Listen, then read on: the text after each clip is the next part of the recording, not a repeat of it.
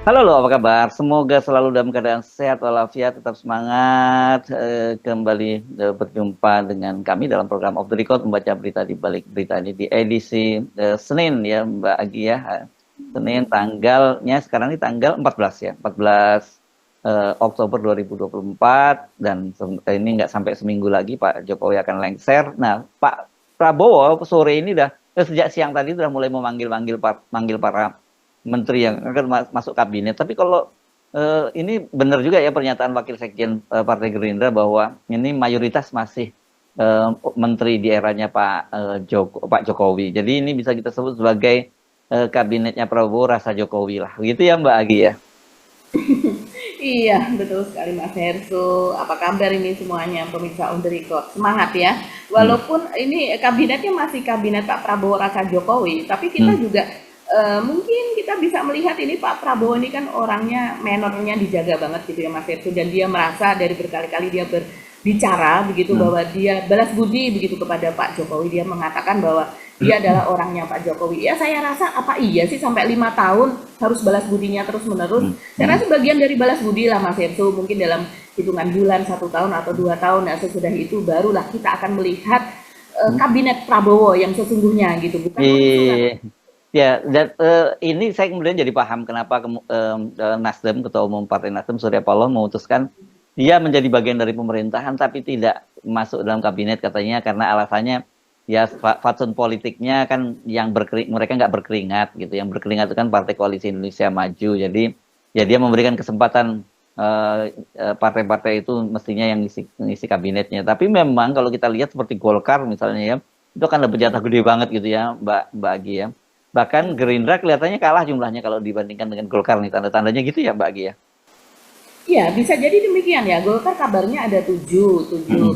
kursi begitu ya. Apakah itu kabinet semuanya? Apa maksudnya Mm. menteri semuanya? Tapi Mm. bisa jadi walaupun Gerindra ini mengalah, tapi dia juga bisa jadi menguasai lembaga-lembaga dan badan Mas Hersut. Karena kan Hmm. masih banyak yang lain kan, kursi-kursi yang lain di Ya, luar ya, dari ya.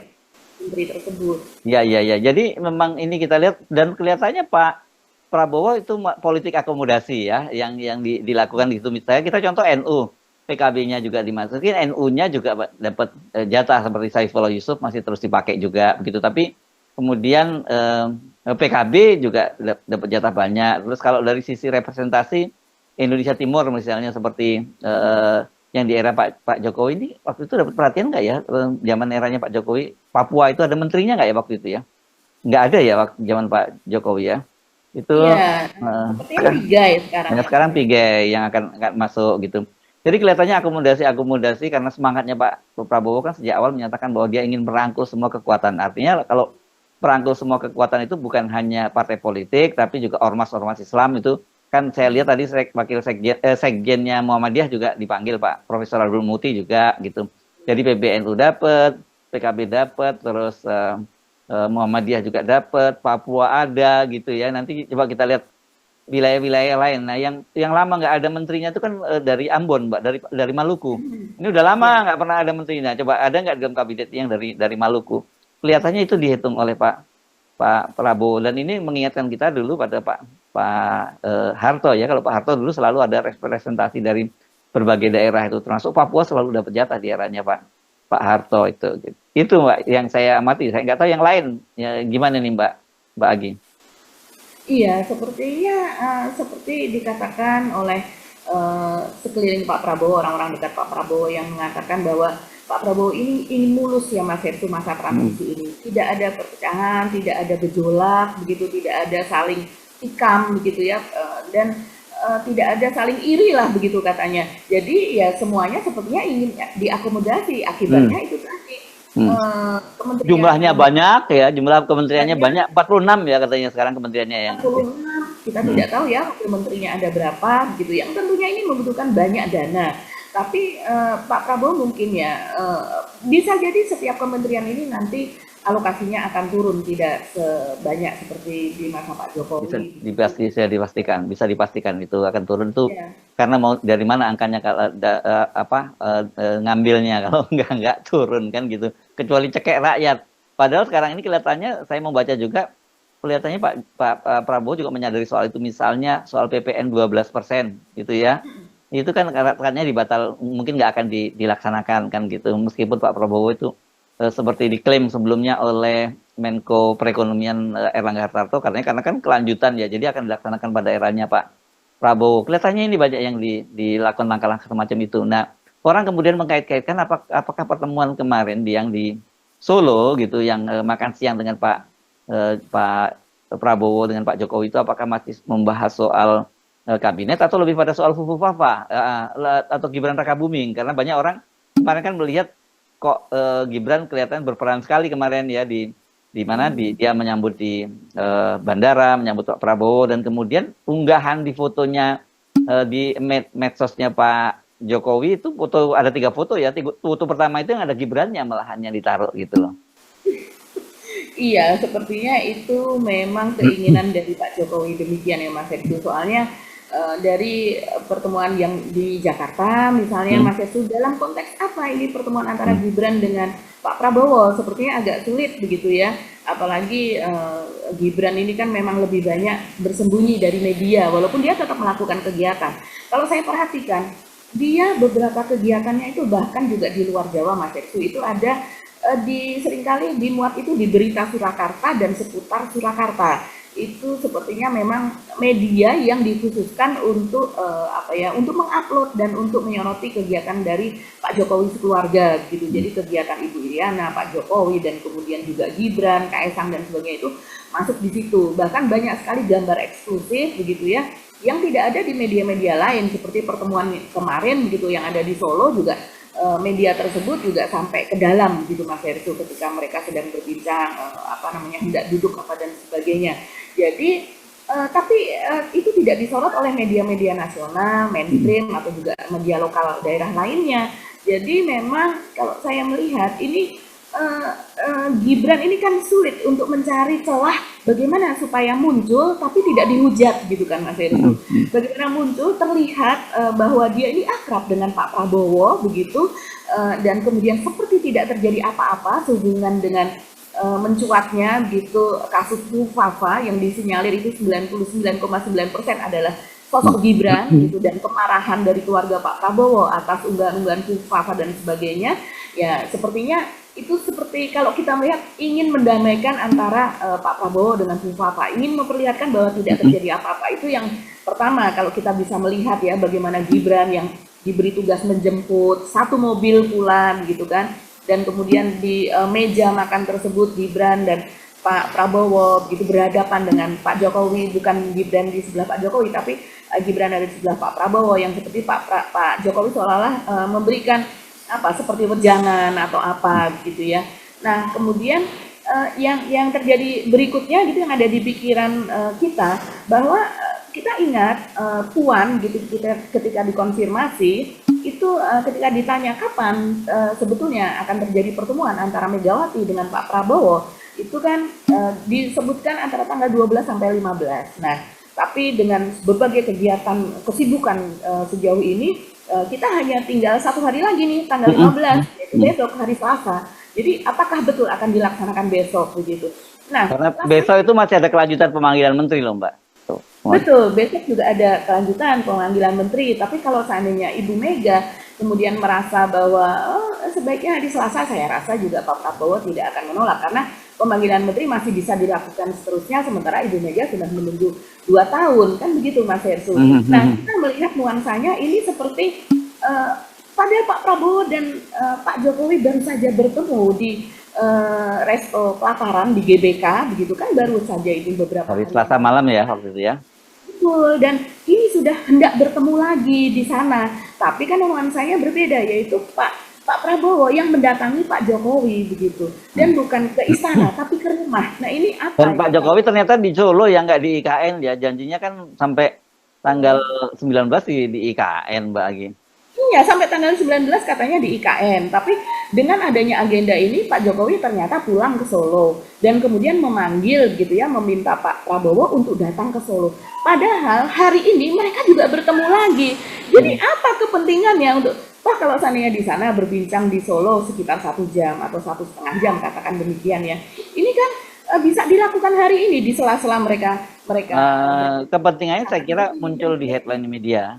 Karena itu kan yang muat seperti biasa kemarin pertemuan itu yang memuat pertama kali Pak Jokowi juga. Hanya saja Jokowi. memang Pak Prabowo nggak terlalu lama seperti makan malam di pelataran ya. Kemarin kira-kira selisih 1 jam gitu saya lihat.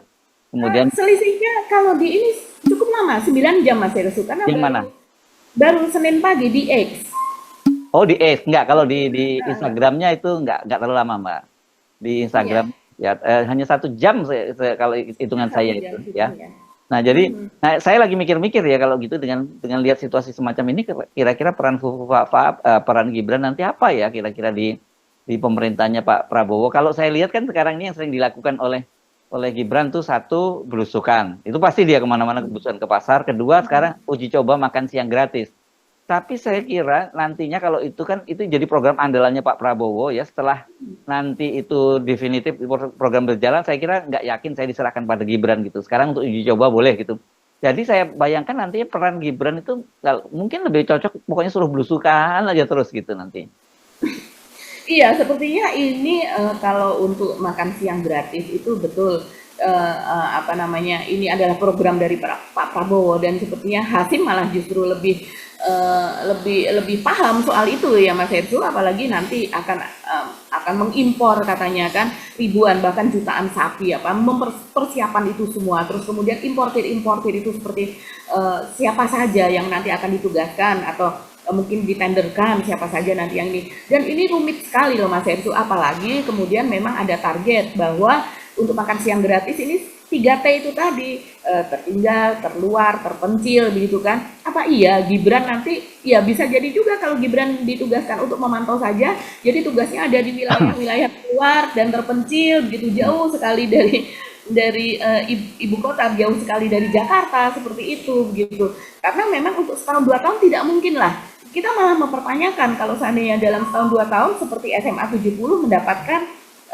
makan siang gratis, apa Ya, urgensinya? itu Gitu. bagian 3T juga dia Mbak, terelit, terkota gitu. Iya. Terkaya, begitu ya. Terkaya gitu. Dia masuk 3T juga saya kira. Ya, bisa bisa jadi juga demikian gitu. Tapi kita akan mempertanyakan itu bagaimana penganggarannya begitu, urgensinya apa begitu.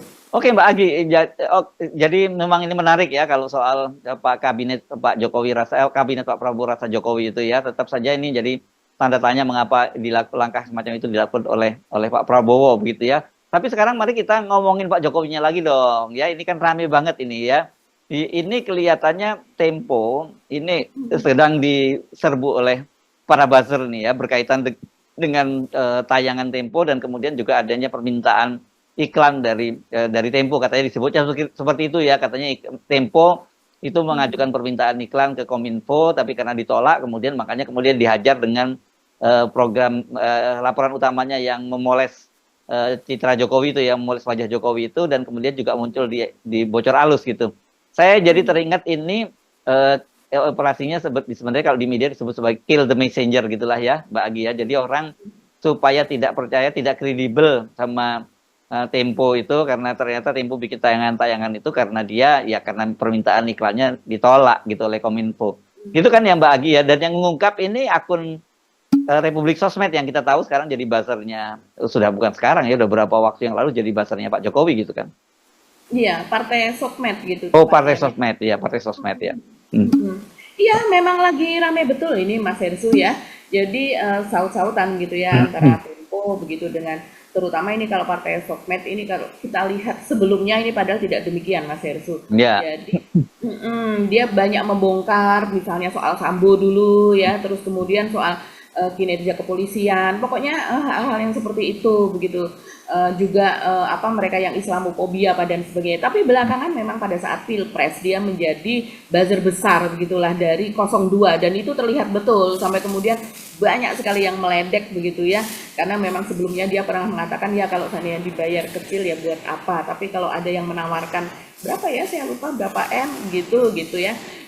Dan orang kemudian mengingat lagi cuitan dia yang lalu walaupun mungkin itu seperti bercanda. Nah, dalam kasus Tempo ini Mas Hersu ini memang kembali ya apa namanya seperti operasi membunuh Tempo begitu lah, atau membunuh bocor alus lah tepatnya, karena memang yang menjadi trending itu kan bocor alus Mas Hersu, dan yang terakhir ini memang isinya adalah soal operasi memoles kinerja Jokowi pada 20 hari terakhir gitu. Dan sebetulnya tidak hanya Tempo, media-media lain juga memberitakan soal itu kok. Kita sendiri di Off the Record juga kita memberitakan itu, dan kita sudah tahu aware soal itu ketika kemudian pada trending di X gitu kan, mudah betul dibaca di situ mengenai apa namanya kalimat-kalimat atau hashtag-hashtag begitu.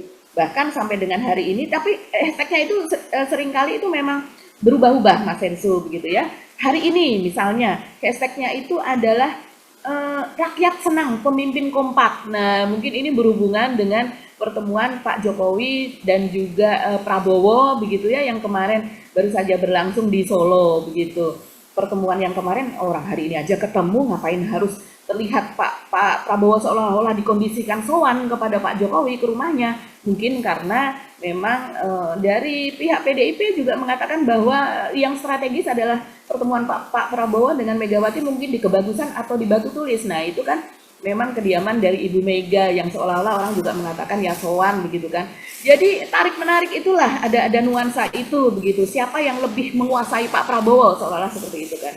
Kemudian ada lagi trending yang lain adalah kerja baik Jokowi Prabowo teruskan. Ini kan trending yang susah kalimat itu untuk dihafal. Biasanya trending itu yang lain Mas Hersu itu biasanya 1 kata, 2 kata, maksimal 3 kata. Seperti ya misalnya Senin, ya udah orang berbicara soal Senin, kemudian berlimpah hadiah. Nah ini ada sesuatu yang mungkin berlimpah hadiah seperti itu. Nah trending yang hari ini kalau saya lihat tadi siang itu hanya bertengger di nomor 9 dan nomor 10. Sulit sekali untuk menjadi nomor 1. Padahal katanya ini kan operasi memoles Jokowi ini bisa menghabiskan sampai miliaran begitu ya Mas Ersu. Dan kita yang pernah bekerja di media kita tahu persis inilah. Dulu kita juga mengalami ini kok, ketika perusahaan-perusahaan besar meluncurkan produk baru atau mereka harus memoles perusahaan mereka yang hancur di bursa efek apa dan sebagainya, kita juga seringkali mereka itu minta dibuatkan begitu ya semacam advertorial begitu. Tapi kalau di televisi ya biasanya itu masuk di soft news lah seperti itu ya Mas Hersu. Nah sementara kalau di sini memang di spill ya ini oleh Partai Sokmed itu bagaimana Tempo ini mengajukan surat untuk audiensi begitu ya kepada Wakil Menteri dan juga kepada Dirjen yang ada di Kominfo itu pada 2 kali bulan September dan juga bulan Oktober katanya demikian. Nah Tempo juga tidak membantah dalam hal ini kalau saya lihat, tapi dia memiliki argumentasi tersendiri. Nah, operasi ini Mas Hersu, Kill the Messenger ini tampak betul karena memang di situ kemudian banyak sekali ya unggahan dari Partai Sokmed ini. Yang unggahan pertamanya itu misalnya seperti ini. Saya bacakan saja Mas Hersu. Bukan hanya sekali bulan Oktober ini pun Tempo kembali menghubungi untuk mengajukan proposal, tapi berhubung proposal ditolak maka bocor alus pun bertindak. Sepreman itulah mereka. Wah ini kata-katanya memang tendensius sekali. Di podcast ngakunya menerima tawaran tapi menolak. Padahal faktanya mereka yang menawarkan diri tapi ditolak. Benar-benar raja fitnah bocor alus ini. Luar biasa. Update kami sudah lakukan cross check katanya dan hasilnya tidak ada penawaran lisan dari pihak Kominfo kepada Tempo seperti yang diklaim. Angka 15 miliar untuk program sosialisasi kinerja Jokowi itu tidak benar. Tidak ada dalam anggaran Kominfo. Yang benar angka tersebut untuk sosialisasi program makan siang gratis, katanya demikian. Tapi kenyataannya ya di lapangan kita melihat banyak sekali spanduk. Akhirnya yang menjawab ini netizen. Jadi spanduk-spanduk terima kasih Jokowi tidak hanya di tengah kota, bahkan di pinggir kota pun juga ada Mas Hersu. Jadi dipasang di pohon-pohon, di pinggir jalan seperti itu. Kalau yang di Jakarta salah satunya Adi Prayitno itu mengunggah spanduk Jokowi ada di sekitar jalan utama lah. Dan netizen kemudian menjawab ada di beberapa titik di Gatsu antara Halim Perdana Kusuma dan kemudian di Gatot Subroto. Ya kalau kita melihat ini kan nanti pelantikan Pak Prabowo itu dilakukan di MPR. Ya Gatsu itu adalah salah satu jalan utama yang akan dilalui terutama oleh para tamu. para tamu-tamu negara, kepala pemerintahan, kepala negara, mereka akan hadir biasanya lewat bandara, mendarat di Halim Perdana Kusuma, kemudian melalui jalan utama tersebut. Yang menjadi pertanyaan, kok justru aneh ya? Justru spanduk dan baliho, terima kasih Pak Jokowi, yang mengemuka, yang banyak dipasang, tapi justru ucapan selamat kepada Pak Prabowo sebagai presiden terpilih itu malah justru hampir nihil, hampir tidak ada. Ini yang kita melihat malah justru di sini Pak Prabowo tuh seperti kalau kita lihat ya santai-santai saja begitu ya, sudah oke-oke saja, sudah banyak yang mendukung, dan kita memang melihat trennya jadi seperti itu Mas Eftu, seperti kita pernah diskusikan.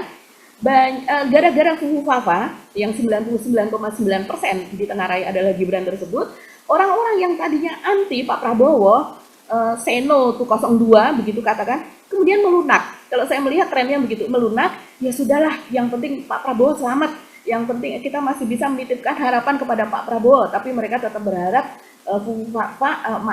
Gibran ini tidak dilantik begitu kan. Dan kalau seandainya ini, maka perannya itu sangat kecil sekali kalau seandainya sampai dilantik. Bahkan kalau sampai dilantik, maka mereka berharap ada impeachment, kasus Fafa itu kemudian ada yang melaporkan dan diterima polisi dan kemudian menjadi kasus baru begitu, yang melakukan perbuatan tercela, sementara salah satu syarat menjadi pemimpin negara Republik Indonesia ini tidak pernah melakukan perbuatan tercela. Itu yang mengemuka Mas Hersu. Jadi memang ucapan terima kasih, glorifikasi kepada Pak Jokowi memang ada begitu. Iya, ya pasti udah ada, dan saya sih tertarik membaca penjelasan dari Tempo kan, yang mereka membantah soal itu dan mereka menjelaskan yang namanya bahwa divisi usaha sama divisi redaksi itu berbeda gitu ya. Dan itu yang kita kenal sebagai firewall, ada firewall teori ya Mbak ya, tembok api itu ya. Jadi antara redaksi dengan orang perusahaan itu dibedakan sekali. Dulu kalau di media-media koran-koran di Amerika itu ada garis hitam tipis begitu ya, itu antara editorial dan kemudian segmen iklan halaman iklan begitu. Itu sebenarnya itu simbol firewall teori, dan pengalaman kita memang kita sering ribut dengan teman-teman dari bidang marketing ya.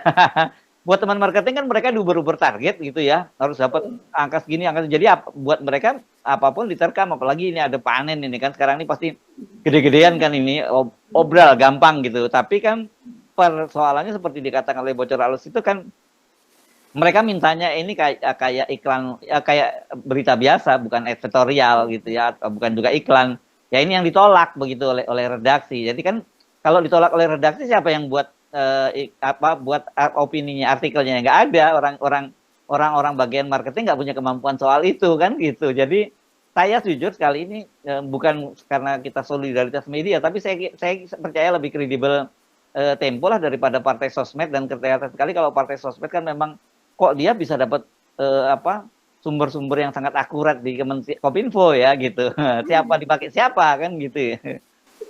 Ya, jelas kita lebih percaya kepada sosok yang memang terlihat wajahnya, kepada sosok yang ketahuan siapa namanya, yeah. Bisa ditelusuri latar belakangnya. Sementara kalau partai sosmed kita tidak tahu Mas Hersu, adminnya siapa saja, 1 orang, 2 orang, 3 orang, background yang bagaimana, mereka ini bagian dari apa, apakah bagian dari operasi atau tidak, independen atau tidak, begitu kan, bisa dibayar atau tidak. Nah, kalau untuk bisa dibayar ini sepertinya netizen gitu melihatnya positif begitu ya, positif bisa demikian karena kita melihat keberpihakan pada 02 begitu, dan juga buzzer-buzzer yang ada biasanya menjadi follower dari partai sosmed itu kan kemudian ikut bersuara di bawahnya, ikut, kalau istilahnya netizen, ikut kungkong begitu ya. Jadi kayak seperti suara kodok yang bersaut-sautan begitu. Nah ini kalau ya kita bisa berbagi kepada pemirsa. Misalnya ini yang paling gampang saja ya, dulu pernah saya alami. Misalnya saya meliput sebuah seminar kesehatan, dan kemudian di seminar kesehatan itu dibahas soal margarin, Mas Hersu. Dibahas soal margarin. Kemudian di situ disebutkan bahwa efek margarin terhadap tubuh kita, terus bisa terjadi plak, terus kemudian lemak jenuh tak jenuh gitu dibahas di situ, dan kita mewawancarai dokter. Nah, itu masuk ke dalam segmen kesehatan. Tapi ternyata kita itu sedang mendapatkan banyak iklan dari salah sebuah margarin yang dimiliki oleh sebuah perusahaan besar di Indonesia. Nah, jadi kan kontradiktif ya. iklan supaya mengkonsumsi jenis margarin tersebut, merek tertentu tersebut, dengan iklannya di situ ada anak-anak yang mengkonsumsi margarin, menggoreng pun enaknya tuh pakai margarin, terasa gurih, banyak vitamin. Di situ tidak disebutkan bahayanya, tapi disebutkan vitamin yang ditambahkan apa saja. Nah, akhirnya kemudian memang ada permintaan dari pihak sponsor atau pengiklan itu agar tidak ada berita yang kemudian kontradiktif terhadap iklan mereka.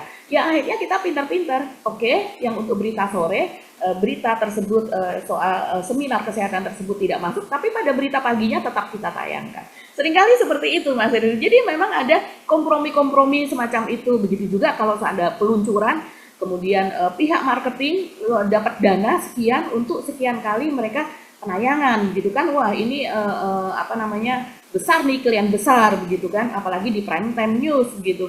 Nah akhirnya kita pihak news gitu ya, tetap menayangkan itu, tapi memang tidak tabrakan itu tadi. Kita bikin sehalus mungkin, tapi tetap harus ada itu edukasi kepada masyarakat.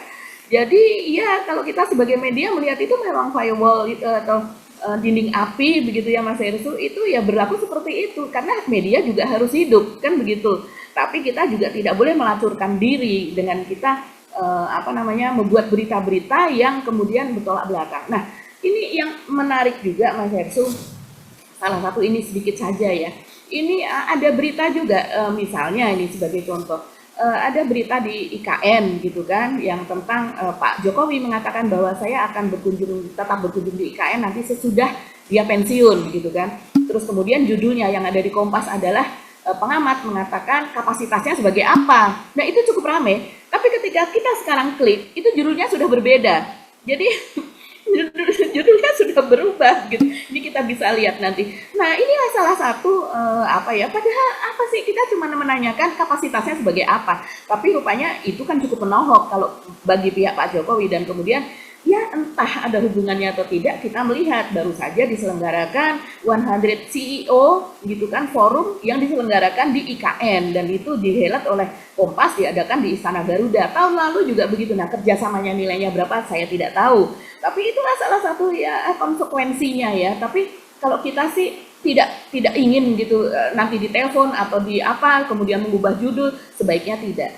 Ya, jadi memang kelihatan sekali ini justru malah bagi kita makin menegaskan memang betul-betul ada operasi begitu. Jadi ketika ditelanjangi dia jadi worry. Ini kan bisa berantakan apa operasi-operasi di yang menghabiskan banyak sekali anggaran negara. Tapi kita mesti fair ya Mbak Agi ya. Ini kan sebuah realitas yang berbeda antara realitas di lapangan dengan di media sosial. Media sosial itu memang rata-rata di perkotaan, begitu ya. Orang yang udah mulai melek, literasinya lebih bagus. Untuk yang di daerah-daerah mungkin justru memang masih cukup efektif sih Mbak, baliho-baliho. Tapi kalau media saya kira cukup berat gitu, karena media kan orang yang membaca media, yang membaca atau menonton itu literasinya relatif lebih bagus gitu loh Mbak Agi. Jadi baliho-balihonya, terus spanduk-spanduk yang bertebaran di mana-mana mungkin cukup efektif gitu.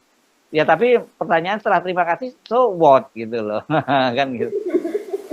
Iya kan memang betul itu. Misalnya operasi dilakukan di X ya.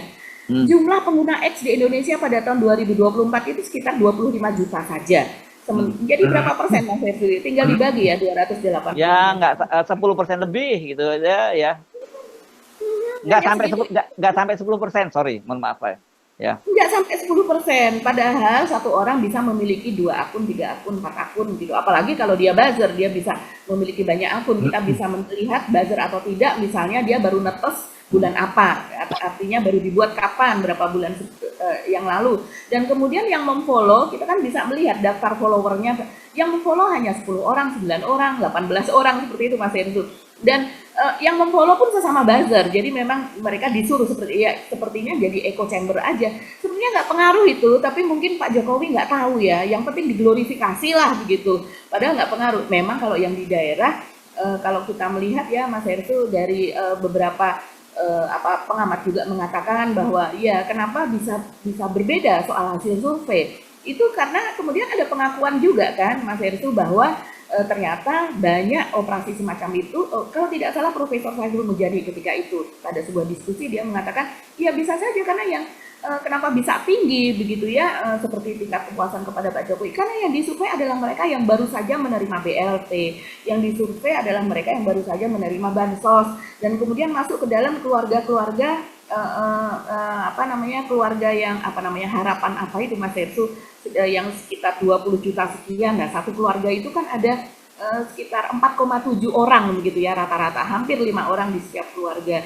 Jadi artinya ternyata yang mendapatkan bansos itu kan memang banyak sekali, hampir 100 juta, mungkin sekitar 90 juta. Nah, itu yang kemudian disurvei ya, tentu saja itu memperlihatkan tingkat kepuasan yang sangat tinggi begitu.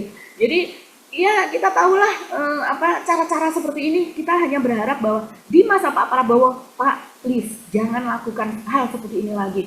Karena ada pengamat yang mengatakan juga bahwa ya betul, emas adalah emas begitu Mas Hensu, ditaruh dimanapun tetap akan kelihatan kinerja dari Pak Prabowo. Yang loyang ya loyang yang terbuat dari besi biasa ya akan tetap terlihat seperti loyang walau dipoles seperti apapun. Kita bisa melihat nanti sesudah Pak Jokowi lengser bagaimana pemujaan orang terhadap Pak Jokowi, gitu. Bagaimana penerimaan, dan kemudian bagaimana pelaporan juga, berapa jumlah orang atau unsur masyarakat, organisasi, apa namanya, dan sebagainya begitu ya, pemuda, mahasiswa yang akan melaporkan Pak Jokowi untuk berbagai kasus, terutama untuk PSN dan sebagainya. Ya dari gorong-gorong itu kembali ke gorong-gorong lagi lah, kira-kira gitu ya. Hukum kalau istilah sekarang seperti itu ya Mbak Agi ya. Ya. Betul Mas Ersu, iya, kembalilah ke tempat semula begitu ya. Ya, kembali ke tempat semula itu. Oke, baik, makasih Mbak Agi. Kita lanjutkan besok ya soal kabinetnya, karena soal kabinet ini katanya besok masih akan berlanjut terus pemanggilan itu. Tapi memang seperti yang disebutkan oleh Wakil Sekjen Gerindra itu mulai terlihat bahwa memang mayoritas ini adalah masih menteri di eranya Pak Jokowi, gitu ya Mbak. Oke, kami mohon pamit. Saya Hersubun Arif. Dan saya Gibeta, terima kasih atas perhatian Anda. Tetap salam 0%, tetap semangat. Wassalamualaikum warahmatullahi wabarakatuh. Waalaikumsalam warahmatullahi wabarakatuh.